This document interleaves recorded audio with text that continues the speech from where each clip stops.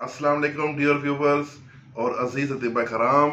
आज बेऔलादी का एक बेहतरीन और मुजरब नुस्खा जो इंडिया से हकीम लवबीर सिंह भाई ने हमें दिया था और अल्हम्दुलिल्लाह हमने उसको बनाया, आजमाया और उसको मुजरब पाया।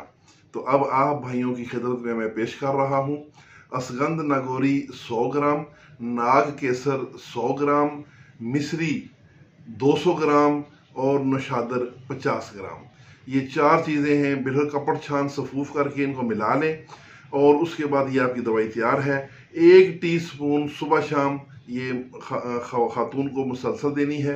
उसके रहम के तमाम अमराज को ये ठीक करती है और औरत को हमल के काबिल बना देती है। 40 दिन का ये कोर्स करवा दें, इंशाअल्लाह कभी भी आपको नाकामी नहीं होगी। तो ये नुस्खा बनाएं, आजमाएं, मखलूक खुदा की खिदमत करें। मेरे लिए और हकीम लवबीर सिंह भाई के लिए ज़रूर दुआ फरमाइएगा। इसके साथ ही इजाज़त, वस्सलाम।